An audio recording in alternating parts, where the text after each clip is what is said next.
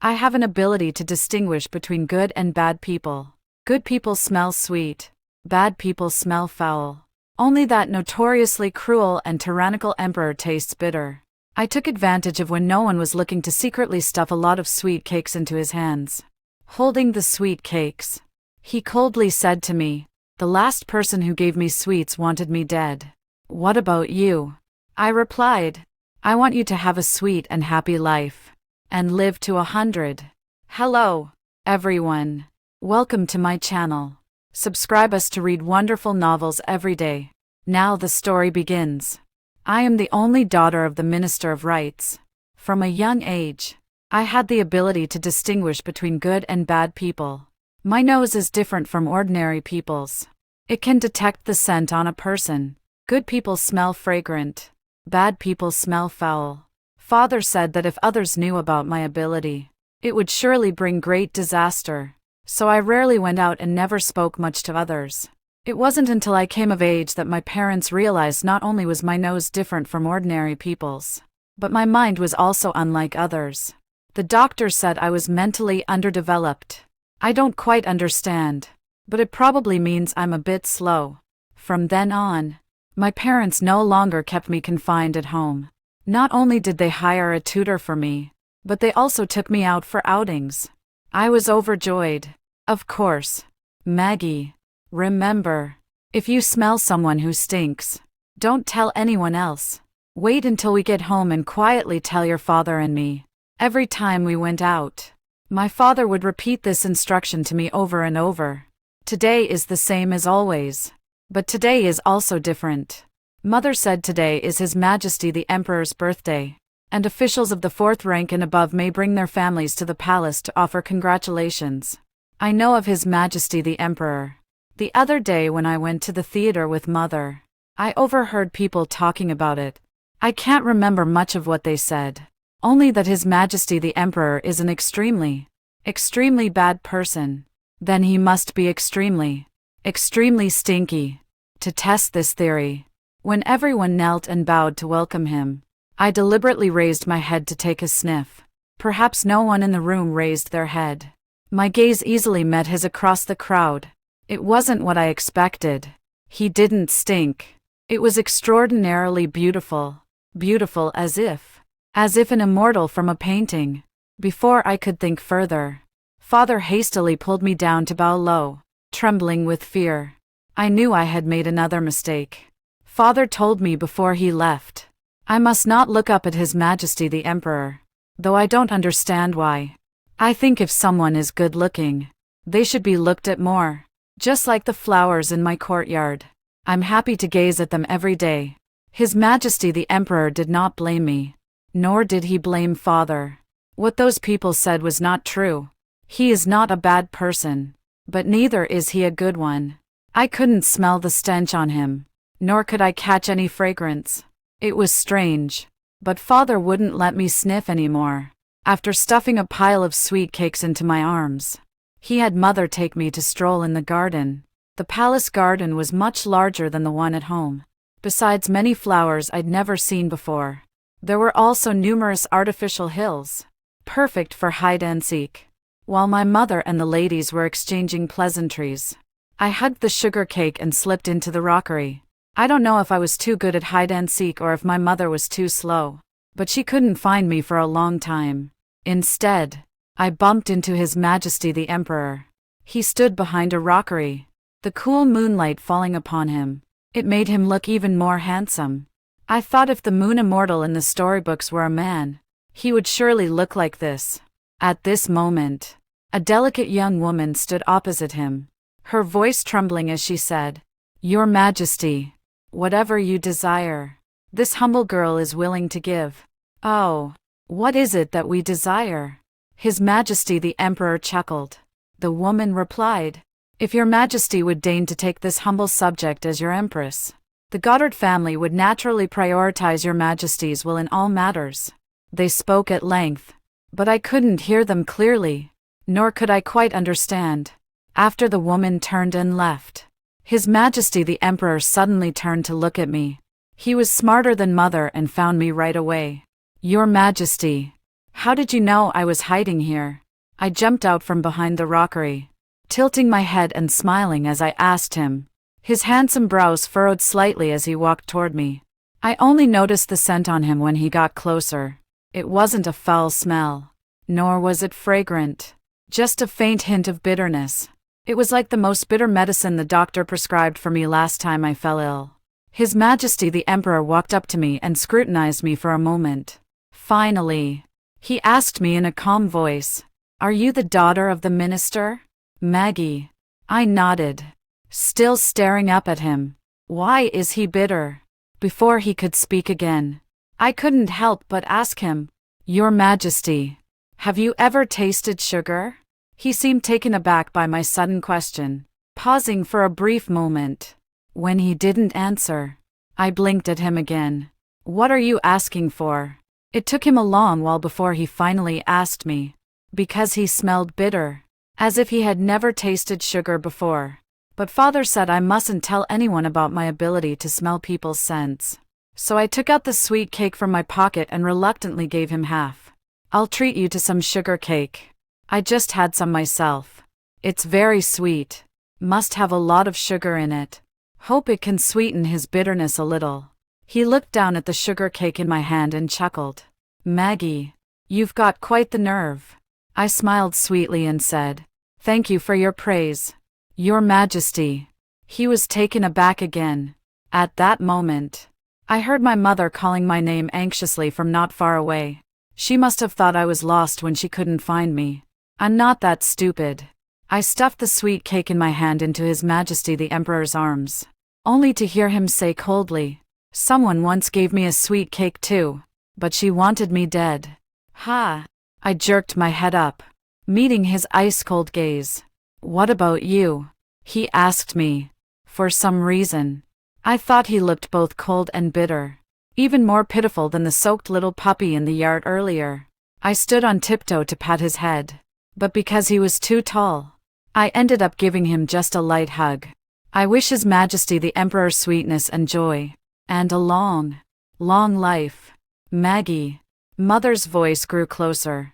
I stuck out my tongue, quickly released His Majesty the Emperor, lifted my skirt hem, and turned to walk back. After a few steps, I remembered there was something left unsaid. Turning back to look at His Majesty, who remained rooted in place, I whispered, "That sister just now lied to you. Don't believe her. Because she smells bad. The stench is especially strong when doing bad things." After saying that, I ran off without looking back, so he wouldn't ask me how I knew. "How did you know?" His Majesty the Emperor sat on the high chair, leaning forward with one hand supporting his chin to look at me. "Just moments ago, when my parents were about to take me away from the palace, we were stopped. Then I was brought to this magnificent, golden place. In the hall, there were only His Majesty the Emperor and me.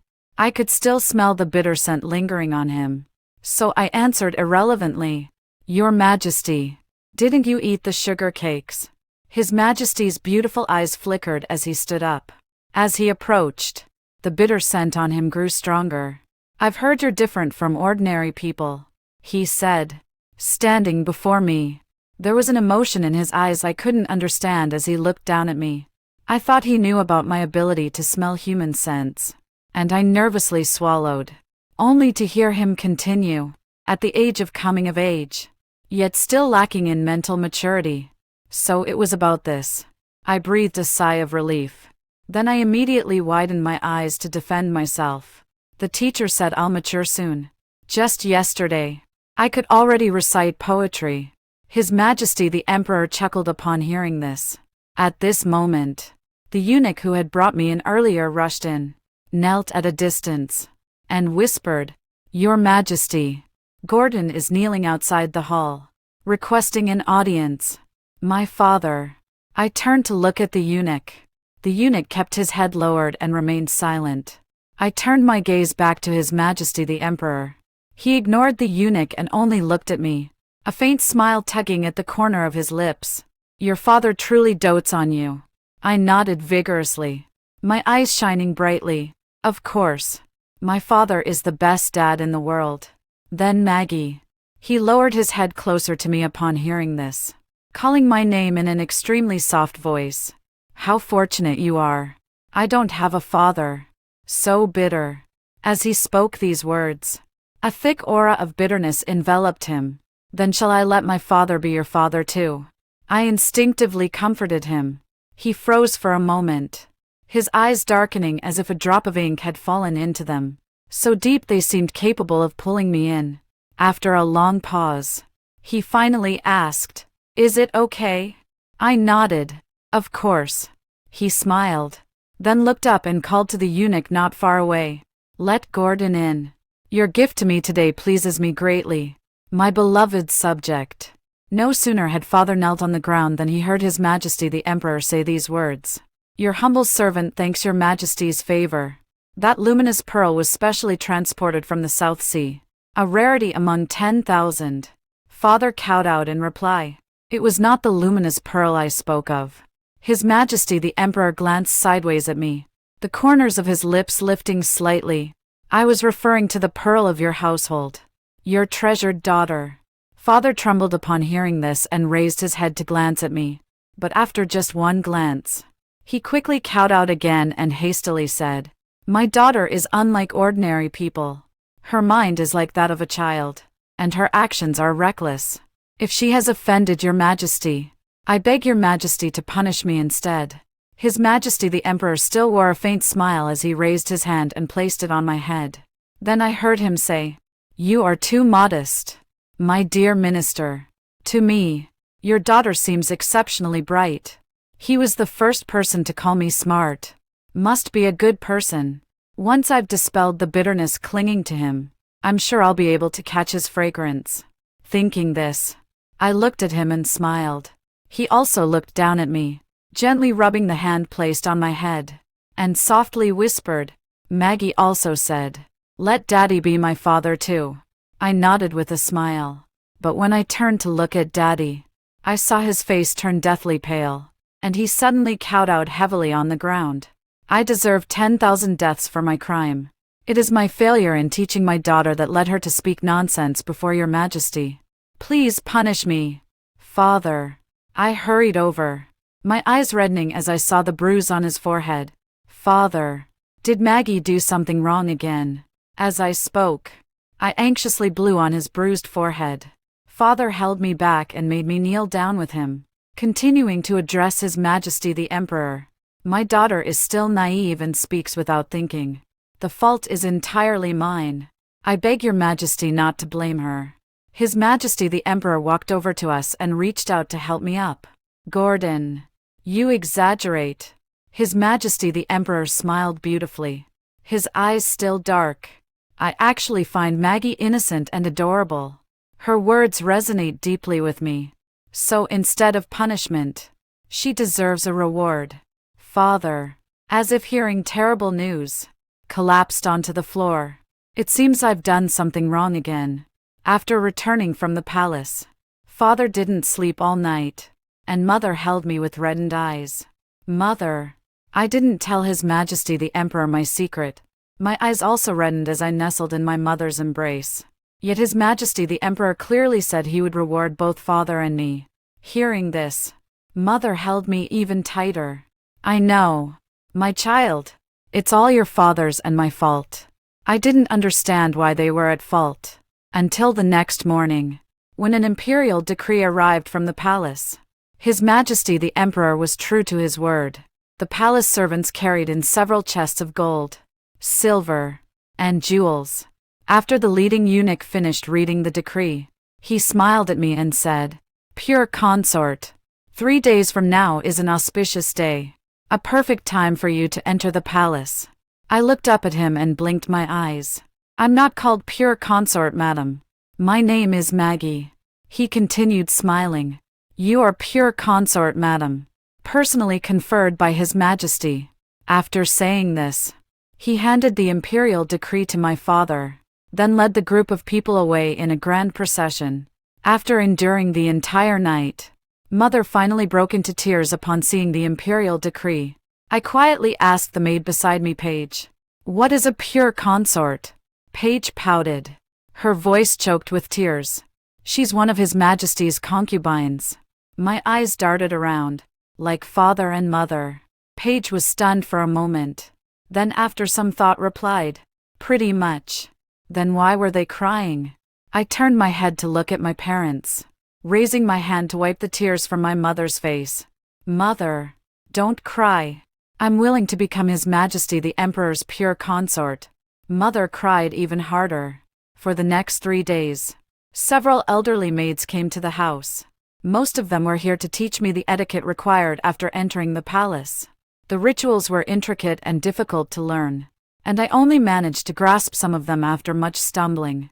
The last maid stood before me for a long time, staring at my eyes, her face turning red and then pale, then red again. "What is marital intimacy?" I asked, widening my innocent eyes as I looked at her. She bit her lip and finally replied, "My lady, just remember to always obey His Majesty when in bed." I nodded and asked, "What about other times?" "You must obey then too." That marital affair wasn't particularly special either. On the day I entered the palace, both my parents cried. I cried along with them. When His Majesty the Emperor arrived, I was still sniffling. He walked up to me and asked in a calm voice, "Being my pure consort, are you so afraid?" I looked up at him with reddened eyes. Today, he was different from last time, dressed in a bright yellow robe that made his face resemble the piece of jade my father kept hidden in his study. "Your Majesty, I'm hungry," I sniffled in reply. This was true. I've been busy all day since this morning and only had 2 pieces of pastry. His Majesty the Emperor didn't expect me to cry for this reason. He paused for a moment before chuckling softly. His smile was exceptionally charming, and his laughter was pleasant to the ear. "Go fetch some food," he said, glancing down at me before adding with a slight curl of his lips, "Make it sweet." The eunuch guarding the door quickly acknowledged and hurried away. Before long, several plates of pastries were brought in. My eyes lit up at the sight. His Majesty the Emperor sat down beside me and, after watching me eat several pieces of pastry, asked, "Aren't you afraid of me?" I shook my head while chewing on the pastry. He didn't smell bad at all. Beneath the strong bitterness, there was a faint fragrance. It smelled quite pleasant. "But they're all afraid of me," he said with a laugh. I swallowed what was in my mouth. "That must be because they're bad people." As he spoke, a bitter scent wafted from him into my nose, making me involuntarily furrow my brows slightly. Perhaps those people feared him because he was too bitter. "Your Majesty, you should eat too." I held the sweetest pastry to his lips, coaxing him with a bright smile. "This one is the sweetest." He lowered his gaze to glance at the sweet cake, his dark eyes seemingly flickering with a fleeting light. After a long pause, he finally parted his lips slightly and took a delicate bite. Not far away, the eunuch widened his eyes at the sight. I waited for His Majesty the Emperor to swallow before asking eagerly, like seeking praise, "Is it sweet?" His handsome thin lips curved into a smile. "Sweet." I quickly stuffed the rest into his mouth, taking the chance to lean in and inhale deeply. The bitterness seemed, indeed, to have lessened a little, but it was only a slight reduction, and no matter how much more I fed him afterward, there was no further change. Finally, he sighed and looked at the pastry I had shoved at him, saying somewhat helplessly, "Maggie." I was taken aback. "Ha! If you can't finish it, just throw it away. No need to stuff it all into my stomach." As he spoke, he glanced at the eunuch and said coldly, "Take it away." But I wasn't full yet. Seizing the moment when the eunuch stepped forward, I quickly grabbed 2 pieces and stuffed them into my mouth. His Majesty the Emperor looked at my chubby cheeks and couldn't help but chuckle, lightly pinching them. "At home, Gordon starved you." "No." But my mouth was too full to utter a single word in protest. I could only smell the bitter scent on His Majesty the Emperor, which had grown slightly fainter. "I have indigestion. I didn't even eat that much." His Majesty the Emperor stood up when I let out my 3rd burp. The nanny said that once I entered the palace, my fate would be tied to the family, prospering together and falling together. If I made any mistake, my father and mother would be punished. At this thought, I quickly covered my mouth, not daring to hiccup again. I've eaten a bit too much. Accompany me for a walk, His Majesty the Emperor said calmly, watching my shoulders tremble from suppressing a hiccup. I immediately stood up. Okay. Hic. His Majesty the Emperor pressed his lips lightly, turned around, and walked out. I covered my mouth in frustration and hurried to follow. Consort Pierce's dress was particularly intricate, with layers of skirts blooming around my feet as I walked. It looked even more beautiful than the peonies blooming by the roadside. Focused on my steps, I didn't notice His Majesty the Emperor suddenly stopping in front of me. I bumped solidly into his back, losing my balance and starting to fall backward. But before I could hit the ground, he turned around, wrapped an arm around my waist, and pulled me back.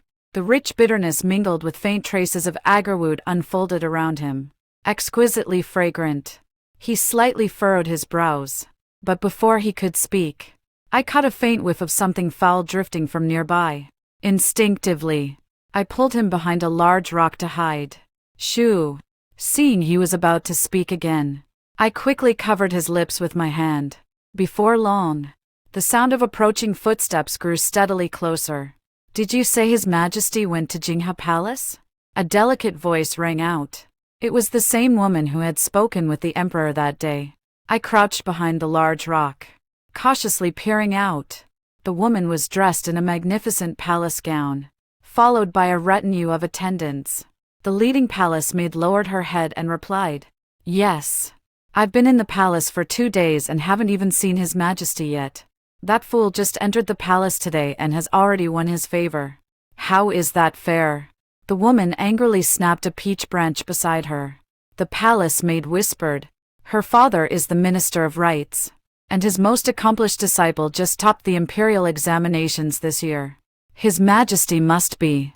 Before she could finish her words, the woman interrupted, "Apart from our Goddard family, who else could possibly be his support? Your Highness." The palace maid quickly glanced around and whispered, "Mind your words."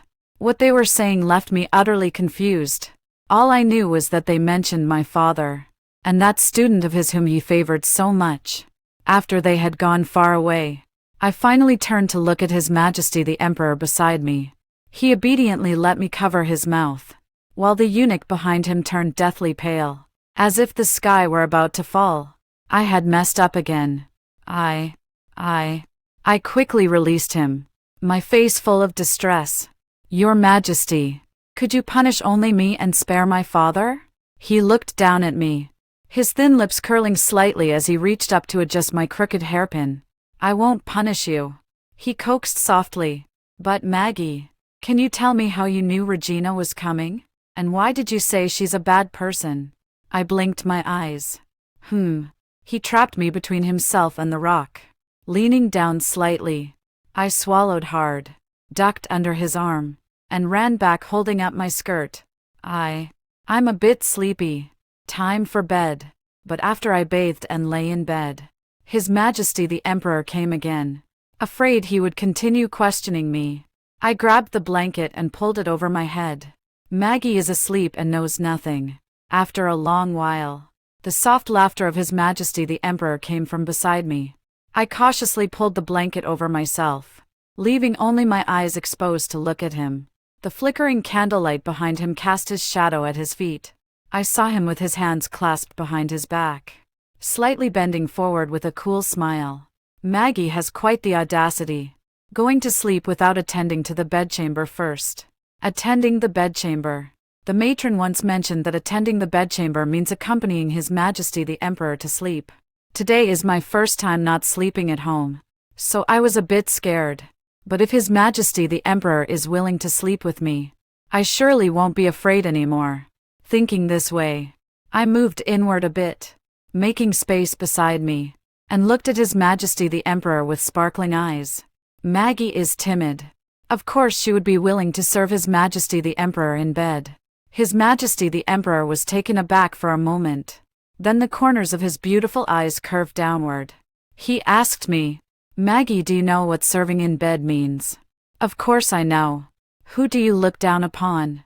The nanny said that in bed one must obey His Majesty the Emperor. So when His Majesty the Emperor said, "Don't move around," I truly dared not move again. Do you really know what it means to attend the bedchamber? His Majesty the Emperor, seeing me remain still, couldn't help but ask me again. I tilted my head and blinked at him. Isn't this serving the bedchamber right now? He chuckled softly again, the pleasant scent of agarwood wafting from him. Surprisingly, it didn't smell bitter at all now. Sleep, he whispered. I nodded, closed my eyes, and then opened them again. Your Majesty. May I move now?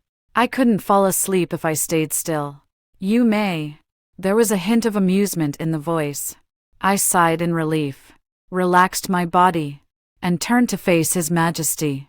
His nose was high-bridged, and the corners of his mouth were suppressing a smile. He was truly handsome. Your Majesty, I called out to him again.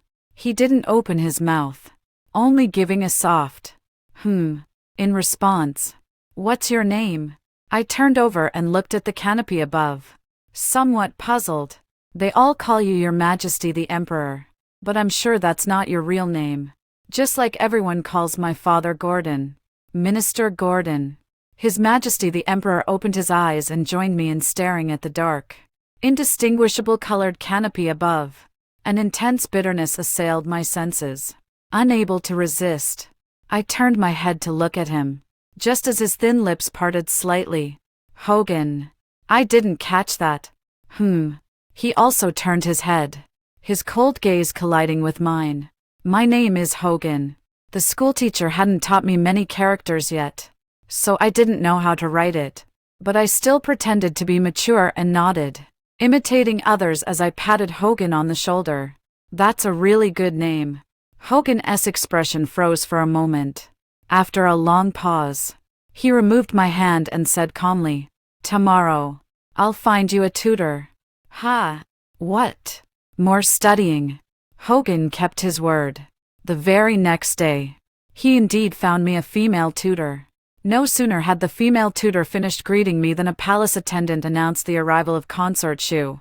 Your servant will begin teaching your highness tomorrow.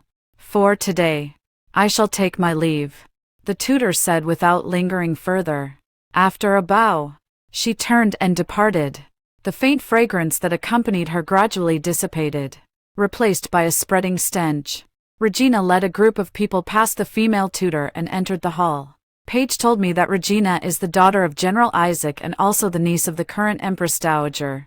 2 days before I entered the palace, she was Hogan's consort, given the title of Shu. She is also Hogan's consort. Hogan, why can he have 2 concubines? I have some free time today, so I came to visit you. Sister, I hope you don't find me bothersome. Regina glanced at the departing female tutor as she spoke, then took a seat on a nearby chair. A foul odor assaulted my nostrils, and I instinctively rose to leave. Father always said to stay far away from people who smell bad. Before I could leave, Regina grabbed my hand. She angrily said, "How dare you ignore me?" I was momentarily frightened but couldn't break free from her grip. So I pleaded, "Let me go. Maggie, who do you think you are? Don't think just because you've won the Emperor's favor, you can disregard me." She tightened her grip on my hand and sneered. "Do you really think the Emperor would like a fool like you? He's only using your father. Once your father is no longer useful, the first ones he'll kill are you and your father." I glared at her, then lowered my head and bit her wrist hard. Only after she let go of me in pain did I pull Paige back a few steps and say to her, "Don't speak ill of His Majesty the Emperor. He would never kill me or my father. You dare bite me." She fumed, raising her hand to slap me. I ducked and dodged, then grabbed Paige and ran to the door. "It was you who hurt me first. And you even spoke ill of His Majesty the Emperor. Serves you right." I stuck out my tongue at her and turned to run outside. But the moment I turned around, I bumped into Hogan. I had no idea when Hogan had arrived. I suppose Regina's stench was so overpowering that it masked Hogan's bitter scent. The noble consort is truly exceptionally clever, even going so far as to plan out what I should do in the future for me. Hogan shielded me in his embrace, looking at Regina in the hall with a faint smile. Regina turned pale and immediately knelt down. Your servant did not mean it that way. Her shoulders trembled slightly as she raised her head, her eyes red and teary, speaking in a delicate and pitiful tone. It's just that your servant has been in the palace for many days, and your majesty has yet to visit your servant's quarters. Hogan remained silent, only holding me as we walked further inside. As I passed by her, I couldn't help but pinch my nose. Hogan asked me, "What's wrong?" I instinctively replied, "She's a bit smelly." As soon as the words left my mouth, Regina on the ground turned even paler, looking utterly disbelieving. Hogan seemed to find something amusing, letting out a light chuckle before saying to Regina, "Now do you understand why I haven't visited you?" Regina stumbled out of Jingha Palace in disarray. After she left, Hogan finally released me. "You're quite clever. Who knows how long she'll spend washing herself after this?" Yet I didn't feel happy just because he praised me. "Hogan, why do you have 2 concubines?" I took a few steps back, hands on my hips as I questioned him. He seemed caught off guard by my sudden inquiry, pausing momentarily in surprise. Paige gently tugged at my sleeve from behind, trying to remind me to mind my words. I had completely forgotten all the teachings from father and the matrons, consumed only by the feeling of being deceived. "So Maggie, how many concubines do you think I should have?" Hogan's voice was light and airy, carrying a hint of amusement, and it sounded incredibly pleasant. "I like him very much. I like his appearance, his voice, and the faint scent of sandalwood that lingers around him. That's why I'm willing to be his pure consort." Thinking of this, I grew even angrier. "Of course there's one." I raised my head to glare at him. "Father only has mother as his wife. Why can you have 2? Hearing this, he chuckled again, but seeing the fury on my face, he quickly suppressed his smile. "I'm not the same as your father," he explained. "I don't understand. Why is it different?" He walked over, wrapped his arm around my waist, and sat with me on the couch. "I am the emperor. The emperor is different from everyone else." I became even more confused, sitting in his embrace. I even forgot to be angry. Isn't the emperor the most powerful person in the world, able to do whatever they want? He sighed. "Hogan, are you unhappy?" I noticed the bitterness on him had grown stronger again. "From yesterday until today, I've been thinking a lot. It seems Hogan's bitterness isn't related to whether he eats candy or not. Whenever he smiles, the bitterness fades a little. So his suffering might be because he's unhappy." He didn't answer my question, just picked up a strand of my hair and twirled it around his finger, asking me, "Regina said I'm using your father. Aren't you angry?" I shook my head. That day I said, "I'm willing to let father be your father too. He'll cherish you just as he cherishes me. If it's something good for you, father would surely be willing to do it. That doesn't count as using." I turned and leaned on his shoulder, sniffing his scent, and said softly, "Besides, you're a good person. You wouldn't kill me or my father." "You're the first person to say I'm a good person." Hogan twirled the strand of hair in his hand, his voice somewhat low. "That's because they can't smell your scent." I patted his back. "Then I'll tell you every day from now on." "Good." The bitterness in his tone faded slightly. Satisfied, I released him and asked, "Can an emperor really not have just one consort?" He chuckled. "Not for now." Angrily, I jumped off him and kicked him out. It said Regina spent 2 hours bathing after returning that day.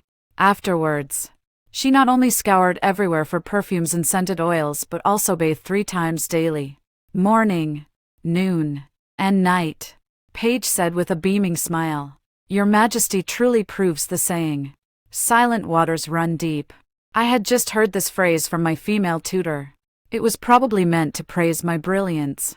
feeling quite pleased with myself. I accepted her compliment. But Your Majesty, you and His Majesty have been at odds for quite some time now. Paige began advising me again. What if His Majesty's patience runs out? These days Hogan has been sending me all sorts of strange things. But I refused every single one.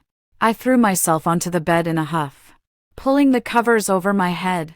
Fine. I won't be his pure consort anymore. After all, he still has his virtuous consort. Who knows? There might be other consorts in the future. Moreover, the female tutor said that the mistress of the imperial harem is Her Majesty the Empress. So many imperial concubines. Hogan is truly an utterly despicable villain. Paige, seeing my angry expression, said nothing more, just tucked me in and left. Perhaps because I was too angry. I had a terrifying nightmare that night. Waking up, I felt nothing but sheer terror. Clutching my pillow, I stepped outside but couldn't find Paige. In the end, I had no choice but to rush to Hogan's palace. Hogan's chambers were close to mine. The eunuch guarding the door came forward to greet me. Consort pure. What brings you here at this hour? The hall was pitch dark. Hogan had already gone to bed. I want to attend the bedchamber. Still drowsy, I hugged my pillow and tried to enter. The eunuch snapped back to reality and quickly stopped me, looking somewhat troubled. Your Highness, attending the bedchamber requires His Majesty's summons. But I'm afraid to sleep alone. I was just about to speak when a foul smell wafted out from the hall. My drowsiness vanished instantly, and I pushed past the eunuch to rush inside. Hogan, there's a bad guy, I shouted. At that moment, the person standing by the bed raised their sword and was about to thrust it toward the bed. I only had time to throw the pillow in my hand at him.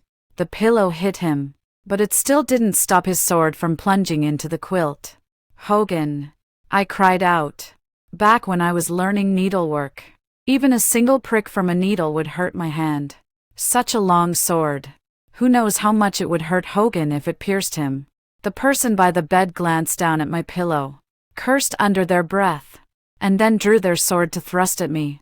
Terrified, I stumbled back 2 steps but tripped over the threshold. Before I could hit the ground, a dark figure darted from the side and pulled me into their arms. He covered my eyes with one hand while swiftly throwing the short knife in his other hand. I only heard someone grunt, followed by the sound of something heavy hitting the ground. Drag him away. Hogan's cold voice rang out above my head. I joyfully pried the hand away from my eyes and looked up. Sure enough, it was Hogan's handsome face. The eunuch stood not far away, bowing respectfully and saying, Your Majesty, Consort Pure requests to attend to you tonight. Hogan raised an eyebrow slightly. He asked me, not angry anymore, puffing out my cheeks. I withdrew from his embrace and silently pulled him to look him over from side to side. Only when I saw he hadn't been pierced by the sword did I start crying again. He seemed startled, his cold fingers frantically wiping the tears from my face. Scared. If you had slept at my place today, wouldn't you have avoided meeting those bad people? With tears in my eyes, I looked up and asked him. Father-in-law silently retreated and gently closed the palace door. The cool moonlight poured in through the half-open window, all falling into Hogan's eyes. His originally pitch-black and dull eyes seemed to be sprinkled with a few scattered stars. Maggie. He pulled me into his embrace, his hand stroking my head over and over. Now, I finally understand that this world isn't entirely filled with demons and monsters, schemes and intrigues. I sniffled. What are demons and monsters? He let out a light chuckle. The rich scent of agarwood began to permeate the air around us. It smells wonderful. You don't need to know. Just understand that you're different from everyone else. I pushed him away and asked again, Then can you have only me as your consort? He pondered for a moment before replying, Not for now. I'm afraid. Big bad guy. Hogan is a bit busy. I'm also very busy. Every day I have to learn to read and write with my female tutor. And I'm surrounded by a group of imperial physicians for acupuncture and herbal medicine. I don't know if it's because I've taken too much medicine, but lately I can barely smell Hogan's bitter scent anymore. Paige. Take a sniff. Have I turned bitter too? I frowned at the bowl of medicine Paige had brought over. Paige thought I was refusing to drink the medicine and earnestly persuaded. Your Highness. His Majesty only has your best interests at heart. Didn't you say yourself that reciting texts has become much easier lately? Yes. These are all medicines to cure stupidity. What the imperial physician said was not much different from what the doctors my father invited had said. It was probably because my mother had a difficult labor when giving birth to me, coupled with being confined at home for over a decade. That led to my underdeveloped mind and mental blockages. No one would willingly choose to be a fool. I held back my disgust and pinched my nose to drink that bowl of medicine. Just as I popped a candied fruit into my mouth, a palace maid hurried in. Your Highness. Her Majesty the Empress Dowager left the prayer hall yesterday and requests your presence at Sinaying Palace to pay respects. Paige said that Her Majesty the Empress Dowager is Hogan's mother, observing a vegetarian diet and chanting Buddhist scriptures year-round. I spend half a month in the prayer hall annually. My father is Hogan's father. Hogan's mother is naturally my mother as well. I hastily had Paige select a beautiful dress for me to change into, and after freshening up, I followed the palace attendant to Sinaying Palace. So you are pure consort. The Empress Dowager, with a kindly expression, sat on the couch and smiled at me. I performed the proper courtesies. But before I could speak, an indescribable stench reached my nose. It was coming from the Empress Dowager. Her Majesty asked you a question. How dare you not answer? Regina beside her immediately snapped sharply. The stench emanating from her body mixed with the odor from the Empress Dowager filled the hall, making me feel somewhat nauseated. On the way here, Paige repeatedly reminded me of the rules, fearing I might make another mistake. Originally, I thought the Empress Dowager, being Hogan's mother, would surely be like Hogan. Now it seems, not really. I whispered in reply. Your Majesty. This humble consort is the pure consort. What a lovely child. No wonder the Emperor is so fond of you. The Empress Dowager said with a smile. Come sit by my side. I glanced up at her, then at the resentful-faced Regina. They're all bad people, yet so different from each other. I obediently sat down beside Her Majesty the Empress Dowager, who took my hand and said to Regina, You may leave first. Regina glared at me, her face full of reluctance, but she still curtsied and left. After she left, the Empress Dowager asked me, Tell me, do you like the Emperor? Of course I like it. Seeing me nod, she continued, I heard that the Emperor was assassinated a few days ago, and you were there too. You must have been terrified, right? I shook my head. I stayed in the Buddhist hall for half a month, and when I came out, I saw the Emperor had lost a lot of weight. As she spoke, she raised her hand, and a palace attendant brought forward a small bottle. You don't know this yet, but the Emperor hasn't been by my side since childhood, and there are some misunderstandings between us, she said sorrowfully. Seeing you by his side brings me great comfort. This is medicine I found to treat his heart condition. He absolutely refuses to take it. Could you help me find a way to make him take it? I glanced at the small porcelain bottle. His Majesty has a heart condition, I asked. She nodded. I've had it since childhood, and every time it flares up, the pain is excruciating. Without this medicine, I probably wouldn't have many years left to live. It's only out of desperation that I thought to ask for your help. Not many years left to live. My eyes widened in shock. He resents me, so he refuses to touch or accept anything that's mine. You mustn't tell him this came from me. Hogan came to see me when I was already lying down. Seeing him approach my side, I moved inward to make room for him. He sat by the bed and asked, Did you visit the Empress Dowager today? I got up and sat on the bed. Hogan, the Empress Dowager says you have a heart condition. The Empress Dowager is evil. I fear she's deceiving me. He paused, then nodded under my anxious gaze. Does it hurt? I scrambled closer and began groping wildly at his chest. Hard. Not at all like me. He playfully grabbed my hand and with a gentle tug, pulled me into his embrace. Maggie, blow on it for me, and it won't hurt anymore. His eyes crinkled with a smile, looking much more handsome than when I first met him. I nodded, found a comfortable position in his arms, and began blowing air onto his chest. Just after 2 puffs, he raised his hand to cover my mouth. Before I could react, he flipped over and placed me back on the bed. Out of his embrace, his gaze was deep, the corners of his eyes and brows carrying a softness like melting snow under warm sunlight, and his prominent Adam's apple bobbed once. "Does it still hurt?" I asked him vaguely. He quickly let go and sat up from the bed. After a long pause, he finally sighed. The scent of agarwood was strong on him, mixed with a hint of sweetness. "Maggie." His voice was inexplicably hoarse. "Have you been taking your medicine properly lately? This makes me angry just thinking about it. Do you think I'm too stupid?" I asked him indignantly. He looked down at me, letting out what seemed like a helpless laugh as his fingers gently traced my eyebrows. "Maggie isn't stupid, but I hope you can grow up quickly." Nonsense. I'm already of marriageable age. Just as I got up to argue with him properly, I caught sight of the small porcelain bottle I had hidden in the corner of the bed. Almost forgot the main business. "Your heart condition. If you don't take medicine, do you only have a few years left to live?" I stared at him and asked seriously.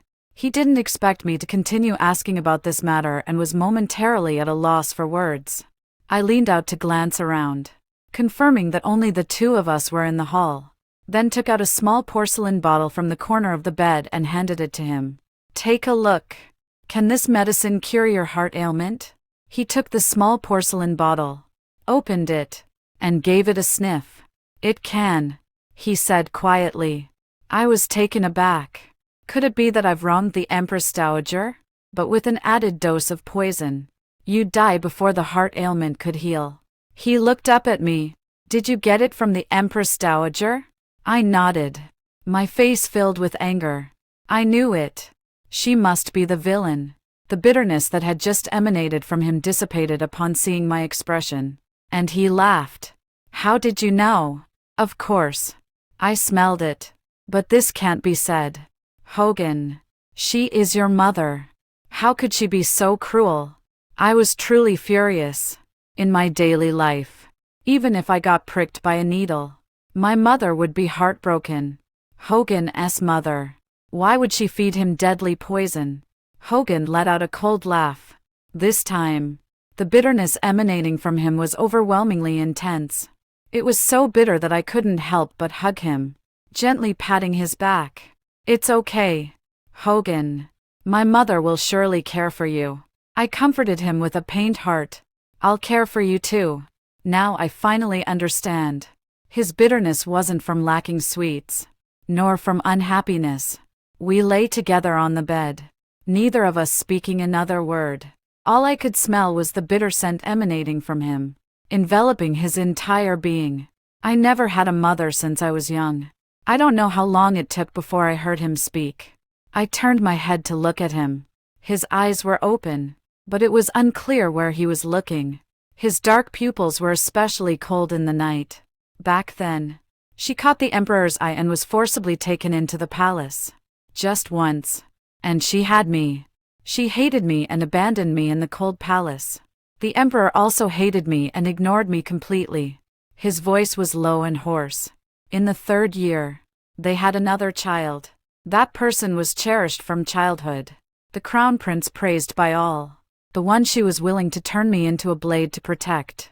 We are all her children.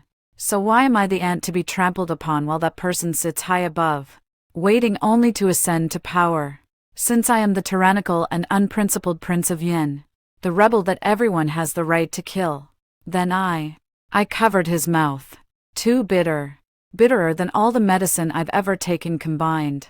I have candied fruit to eat, but he has none. I couldn't help but lean in and kiss his reddened eye corner. He trembled slightly, looking at me in disbelief. I tilted my head to look at him. "You are the wise and mighty Emperor. Earlier this year, I heard from the servants in the mansion that there are far fewer beggars on the streets now. I'm sure it's all thanks to you. I finally learned the word. Hogan. When the female tutor taught me, she didn't explain much. Perhaps it was because she knew this was Hogan's sacred name and dared not say more. I, however, quite liked this character. Filled an entire page with Hogan's name. While I was admiring my masterpiece, Hogan walked in. The first thing that entered before him was the scent of agarwood that enveloped him, mingled with a hint of sweetness. Hogan, look. I proudly showed him the characters I had written. These are the best characters I've ever written.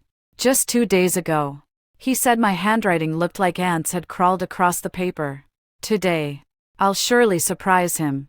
His eyes indeed lit up, and he laughed, saying, in this world today, there's probably no one else who dares to call me by my full name and fill an entire page with it, except you. I took the opportunity to sit on his lap and place the paper on the desk. I told you it was a good name. I really like it. He glanced at the word. Because it's easy to write. With just a few strokes.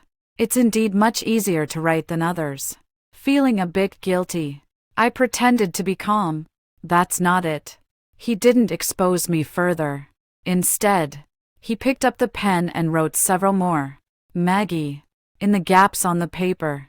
Fill a sheet of paper to the brim. I'm so satisfied that I even want to find a place to hang it up. Your Majesty. Gordon has arrived. The eunuch walked in from outside, glanced up at me, and his expression softened. Madame Pure has also come. This was the first time my mother had come to see me since I entered the palace. Hogan went to the imperial study to see father, while mother was taken by the palace attendants to Jingha Palace. Maggie. Mother's eyes reddened the moment she saw me. She held my hands and looked me over from head to toe. Have you been mistreated in the palace? I nodded. Mother's eyes grew even redder. But His Majesty. It's him. I pulled mother to sit down and said indignantly. He said he can't have just me as his consort for now, and claimed he's different from father. Mother, please talk some sense into him. Her hand trembled slightly, and the worry in her eyes faded by half. Besides, he always comes to attend me very late at night. Sometimes I'm already asleep when he arrives. Also, he's no longer bitter himself now, but the medicine he feeds me is always so bitter. Yet he lies and tells me it's not. I poured out all his misdeeds without stopping. The more mother listened, the more she felt something was off. Finally, after giving me another once-over, she said with an ambiguous tone, "No wonder you've gained some weight. It's not that much weight, is it? I've been sharing half of my daily pastries and sweets with Hogan. Not only did my mother not feel sorry for me, but before leaving, she even reminded me, be nicer to His Majesty." I had a strange feeling. It seemed like my mother cared more about Hogan. When I told Hogan about this, Hogan laughed for a long time. Finally, he held me close and whispered softly, "Maggie, I can't wait any longer. The play must begin. Hogan is ill." The imperial physician said it somewhat resembles a worsening heart condition, yet also bears signs of poisoning. I stayed by Hogan's bedside for several days, crying until my eyes ran dry. The imperial physicians couldn't devise any method to save him either. More anxious than I was Regina, who not only sought out folk doctors but even summoned Taoist priests to perform rituals. Yet after exhausting every possible method, Hogan still showed no signs of waking. She was then confined to the cold palace by the Empress Dowager's decree, all because of her belief in witchcraft. That night, all the imperial physicians withdrew from the hall. All the palace attendants waited outside, leaving only me and Hogan inside the hall. The wind howled outside the window. The Empress Dowager walked in slowly. She still had that kind and benevolent appearance, with the marks of time adding a touch of gentleness to her strikingly beautiful face. "The day has finally come," she said, standing under the glow of candlelight, her voice as dry and hoarse as the candle itself. I turned my head to look at her. "Was the medicine you gave me poisoned? Everyone says you lack wisdom, that you are a fool." She took a few steps forward, gazing at me with a distant look. Yet who would have thought that only your purest heart could make him let his guard down? Do you really think everything will be fine if you don't give him the medicine? She laughed, her kind facade cracking to reveal a hint of malice. You've planted greed in him. With you around, he desires to live even more. Where there's desire, there's vulnerability. I collapsed to the ground. Why are you doing this to him? He's your child too. He is not. She snapped sharply. He's misfortune. A disgrace. A punishment inflicted upon me by heaven. Tears I thought had long dried up welled in my eyes again, and I hurried to cover the ears of the person lying on the bed. But that intense bitterness still emerged. Hogan opened his eyes, his thin, pale lips moving slightly. So you're going to kill me? The Empress Dowager hadn't expected this turn of events and was so frightened she took 2 steps back. You. Hogan sat up, his gaze coldly fixed on her. So after I earned father's praise once, you gave me a poisoned cake.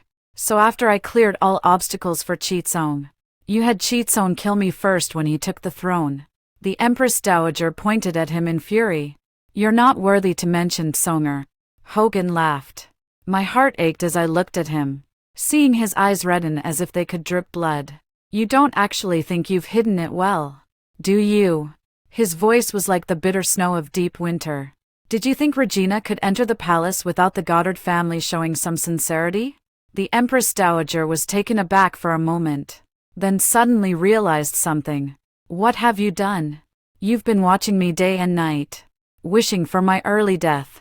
But have you forgotten what kind of people your own family is? He said slowly, word by word. For the position of Empress, the Goddard family would do anything. Have you forgotten how you entered the palace back then? What have you done to my son? The Empress Dowager murmured in disbelief, turning to leave. Hogan smiled and said, naturally, the same as his father. Accidentally fell into the lake. Drowned. Upon hearing this, the Empress Dowager collapsed to the ground. She stared blankly at Hogan and cried, you demon. I should have strangled you back then. Compared to Mother Empress, your son still falls short. The Goddard family was convicted of plotting against the late Crown Prince's orphan and sentenced to execution of the entire clan. The Empress Dowager, incited by treacherous individuals, sought to harm the emperor, resulting in her lifelong confinement to the Buddhist hall. This move was just taught to me by the female tutor, cutting off the fuel to extinguish the fire. You've made us Maggie shed so many tears, and she's visibly lost weight from all the crying. Hogan pulled me into his arms, his large hand gently squeezing my waist with concern. I pretended to nod seriously. Then you'll have to compensate me. What does Maggie want? I thought for a moment. I want you to have only me as your consort. All right. He finally gave a different answer from before. Not as a consort, but as my empress. I was in a great mood and patted his shoulder. Then today I'll allow you to attend to me in bed. His eyes darkened slightly. Beside us, Paige and the eunuch lowered their heads, suppressing their smiles. Maggie, do you really know what attend to me in bed means? After a long pause, Hogan asked me again. I know. A few days ago, when I went to the theater with my mother, I overheard people discussing it. This kind of sleeping is not that kind of sleeping, the female teacher said with a red face, coughing several times before handing me a few booklets. The booklets were filled with images of men and women intertwined, though I couldn't tell what they were doing. Looking at my eager, knowledge-thirsty eyes, the female tutor's ears even turned red. Tell His Majesty, I truly can't teach anymore. With that, she fled the Jingha Palace as if flying. If even the female tutor couldn't teach it, it must be something extraordinarily complex. This only deepened my interest in these booklets, so much so that Hogan had arrived without me even noticing. Hogan took the booklet from my hands, his beautiful eyes like pools brimming with spring water, and combined with his sweet scent, it suddenly made me feel thirsty. Maggie, where are you stuck? Let me teach you. His voice was like falling feathers, brushing against my heart. I felt an inexplicable restlessness. Hogan noticed my ears turning red and chuckled softly. It seems Maggie has grown up. This night was unlike any before. The candlelight flickered gently, casting shadows on the scattered clothes on the floor. I felt as if I had been thrown into the clouds, and it took who knows how long before I finally stopped. In a daze, I hugged Hogan and murmured, "Hogan, you're finally not bitter anymore." "What do you mean, not bitter anymore?" "The taste. Good people are fragrant. Bad people are foul." But Hogan was bitter. Hogan buried his head in the crook of my neck. After a long, long time, just as I was about to fall asleep, I heard him whisper, "Because Maggie is sweet, like a melting candy, wrapping all the bitterness into sweetness." The end.